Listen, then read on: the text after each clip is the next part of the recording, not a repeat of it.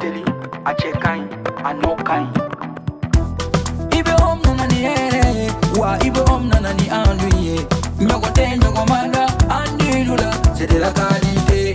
Nyogote nyogomanda andilula, c'est le numéro 1. Sokononala, abe mana mana, halikene malala, abe mana mana ke. Ukasi manko, c'est recommandé. Ukasi manko, c'est de la qualité. Anti baratelima, chenyuma, songo tamate media. Songo tamate media. Anti baratelima, telima wa daka di tro. Sojo la la fiera, pentiri ke la fiera. Ibe om nanani hera Mali on severa. Andu intérieur, indox, andu extérieur. Exdox, songo tamate media do. Ani si mankol. Abara no kanyine, abe jateliala. Abika so nuguya, songo tamate media. Bara no kanyi, ibi om bara no kanyi. Sogo no tani, kene mata, abara no hanyi. Ibi om, ibi om, ibi om, ibi om, ibi om, ibi om, ibi om.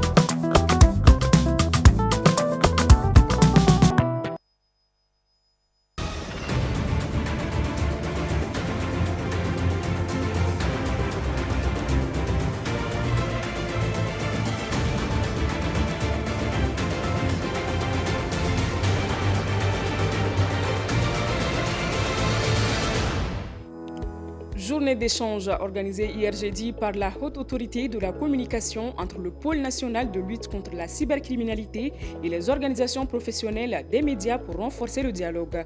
Plus d'informations dans les minutes qui suivent.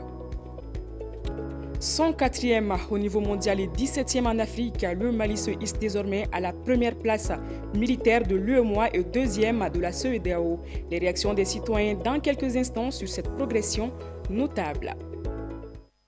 Vendredi 6 février 2026. Bonsoir à vous et bienvenue à votre rendez-vous d'information. Je l'annonçais tantôt, face à la montée des dérives sur les réseaux sociaux et aux nouveaux défis liés à la diffusion de l'information, les acteurs de la régulation et les professionnels maliens renforcent le dialogue. C'est dans ce cadre que la Haute Autorité de la Communication a organisé hier jeudi une journée d'échange entre le Pôle national de lutte contre la cybercriminalité et les organisations professionnelles des médias. Issa Sissé était présent. Informer, mais informer responsable. À l'ère du numérique, la frontière entre la liberté d'expression et abus devient de plus en plus fragile. Cet atelier d'une journée devient ainsi un cadre idéal pour renforcer les capacités des professionnels de l'information. En période de crise, comme celle que traverse le Mali depuis des années, la régulation des médias est un enjeu crucial, surtout avec l'apparition et le développement de la presse en ligne et des réseaux sociaux, qui ont créé de nouvelles opportunités pour la circulation de l'information, mais qui ont aussi entraîné de grands désordres. Dans son discours, le président de la Haute Autorité de la Communication a tenu à saluer l'adhésion des hommes des médias à cette initiative. Ça a été une approche très responsable de la part du président de la Maison de la Presse et au-delà de l'ensemble des fêtières, que malgré les frictions qui existent sur le terrain avec la justice, ça a été, je dirais, responsable, très responsable, d'accepter de venir, échanger, interagir, mettre sur la table les différentes préoccupations. De son côté, le patron de la presse malienne a plaidé pour plus de sensibilisation, de formation et de dialogue afin de préserver la liberté de la presse tout en luttant efficacement contre les dérives numériques. Qu'il y ait la formulation de propositions nous permettant de travailler dans un cadre acceptable en attendant que les textes soient véritablement en cohérence avec la pratique du métier. Nous allons saluer cette initiative de la HAC qui va être une initiative sans complaisance d'explication et de compréhension. Journalistes, responsables d'organisations professionnelles et experts de la cybercriminalité ont souligné la qualité du dialogue et l'importance de renforcer la collaboration entre régulateurs et professionnels des médias. Mon avis, c'est un avis favorable dans la mesure où, en tout cas, on constate dans ces temps-ci que les journalistes, dans l'exercice de leur profession, sont sous beaucoup de pression Je pense que la journée va être vraiment profitable, comme on l'a dit, une journée d'échange. Cette journée d'échange marque une étape importante dans la construction d'un cadre de collaboration entre régulateurs et professionnels des médias. Un dialogue jugé indispensable pour une presse libre, responsable et adaptée aux enjeux du numérique au Mali. Je l'annonçais aussi, un récent classement international établi par le cabinet américain Global Firepower place désormais le Mali comme première puissance militaire de l'Union économique et monétaire ouest-africaine, juste devant la Côte d'Ivoire et deuxième de la CEDEAO, juste derrière le Nigeria. Cette annonce fait réagir l'opinion publique dans les rues de Bamako où nous avons voulu prendre le pouls des citoyens. Selon le classement 2026 du cabinet américain Global Firepower, le Mali s'impose comme la première puissance militaire de l'UEMOA et deuxième de la CEDEAO. Un classement établi sur une soixantaine de critères pour valoriser les investissements stratégiques consentis par les États. Nous n'avions absolument rien, mais aujourd'hui, nous avons eu le matériel nécessaire et le monopole de notre territoire.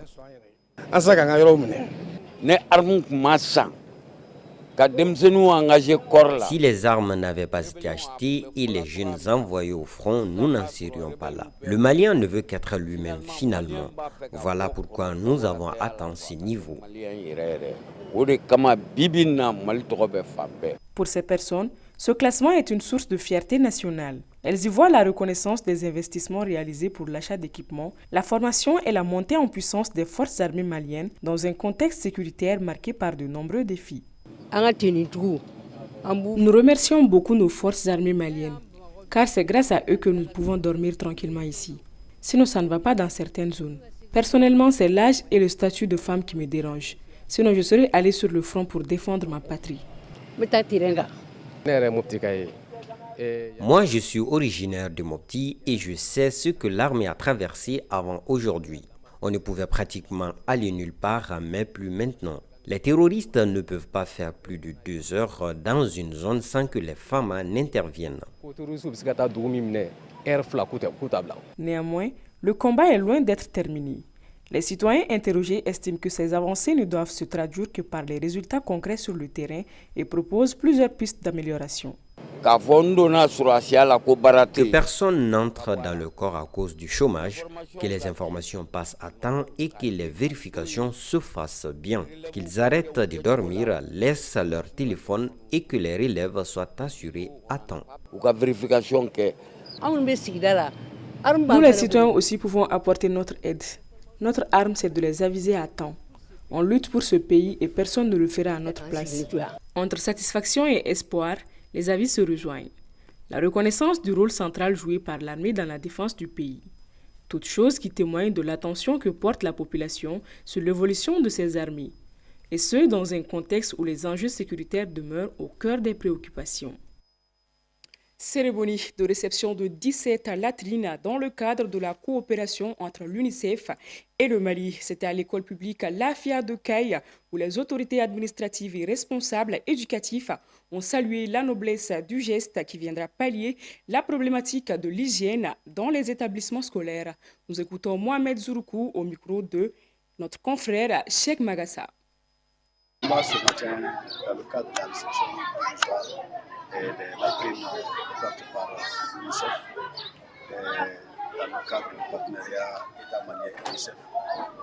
Aujourd'hui, nous avons eu la chance de recevoir l'ensemble des autorités administratives et politiques pour magnifier cette réception. L'école de l'AFIA 1 et l'AFIA 2 sont fiers aujourd'hui de recevoir tout ce beau monde-là pour fêter cette joie. Parce qu'on avait des problèmes de latrines et nous avons créé, l'UNICEF est venu en secours. Nous avons eu 3 blocs de 3 latrines avec des équipements d'hygiène. Vraiment, nous ne pouvons que remercier l'UNICEF, l'Académie et les autorités administratives et politiques de notre pays. Nous avons promis que ces latrines-là seront bien entretenues avec l'accompagnement des enseignants. Les élèves devront s'organiser en comité pour pouvoir nettoyer chaque jour, mais aussi faire en sorte qu'il n'y a pas de détérioration. Parce que nous savons combien de fois nous avons souffert pour cette problème de latrine. Et c'est pourquoi nous allons veiller et à ce que ces l'atterrissage soit bien entretenu. Et en boucle, la dernière édition de la semaine avec les actualités hors de nos frontières avec Oumar Sissoko. Au Nigeria, les États-Unis annoncent le déploiement d'un contingent d'officiers militaires selon le commandement des États-Unis pour l'Afrique. Cette opération fait suite à une rencontre avec le président nigérian Bola Tinubu à la fin de l'année 2025. Elle vise à renforcer les efforts pour faire face à la menace terroriste en Afrique de l'Ouest. Depuis plusieurs mois, Donald Trump manifeste un intérêt pour le pays lié à des questions de sécurité et de liberté religieuse. Le président affirme que les chrétiens y sont persécutés, des propos réfutés par les autorités nigérianes. Au Rwanda, Paul Kagame défie la pression internationale lors de l'ouverture du dialogue qui se tient chaque année. S'exprimant jeudi dans la capitale Kigali, le président Paul Kagame a semblé répondre directement aux États-Unis qui menacent d'imposer des sanctions afin de le contraindre à mettre fin à son soutien aux rebelles de l'AFC M23 et à retirer toutes les troupes rwandaises du territoire de la République démocratique du Congo. Le chef de l'État rwandais refuse de céder, affirmant la nécessité de maintenir la présence de son pays en RDC. Paul Kagame soutient que l'implication du Rwanda dans l'est de la RDC vise uniquement à se protéger contre une milice hostile. La ville d'Exar el-Kébir, submergée par les eaux à la suite de fortes pluies survenues dans la province de l'Arache, à environ 100 km au sud de Tanger, au Maroc. Les forces de sécurité sont à pied d'œuvre pour évacuer les résidents piégés par la montée de crues. Selon le ministère de l'Intérieur, près de 110 000 personnes ont été évacuées de la région. Les autorités ajoutent que plus de 140 000 personnes ont dû quitter leur foyer depuis le début des inondations dans plusieurs provinces du nord du Maroc la semaine dernière. Aucune victime déclarée pour l'heure. Le service météorologique national prévoit que les fortes pluies et les vents violents se poursuivront vendredi dans tout le nord du pays. L'aide des Émirats arabes unis et les navires hôpitaux destinés à la population de Gaza arrivent au port d'Arish dans la province du Sinaï Nord, près du poste frontière de Rafah au 4e jour de la réouverture partielle du principal point d'accès à Gaza. Les responsables sanitaires de Gaza ont déclaré que les frappes aériennes israéliennes de mercredi avaient fait 24 morts. L'armée israélienne affirmant que ces attaques étaient une réponse à la blessure d'un de ses officiers par des tirs ennemis. Malgré une trêve négociée par les États-Unis qui est entrée dans sa deuxième phase, le mois dernier, les violences se poursuivent dans la bande de Gaza, Israël et le Hamas s'accusant mutuellement de violer l'accord. C'était votre journal présenté par Zaïd Zouboué. Merci de votre fidélité et très bonne soirée. À lundi.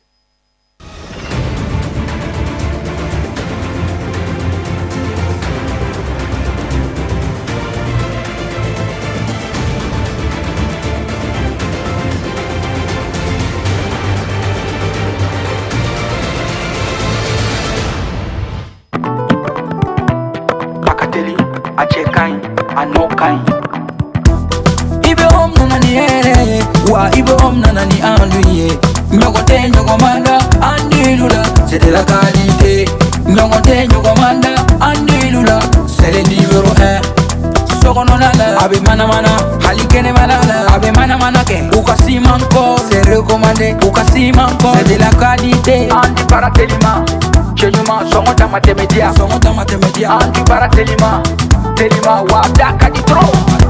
Sojo na la fiera, Petirike na la fiera, Ibe om nanani hera, Mali ho severa, Andu intérieur, Indox, Andu extérieur, Exdox, Songota Matemedia do, Ani Simankol, Abara no kanyine, Abeja Teliala, Abika so nuguya, Songota Matemedia. Barano kanyi, ibi barano kanyi. Sogono tani kene mata, abarano kanyi. Ibi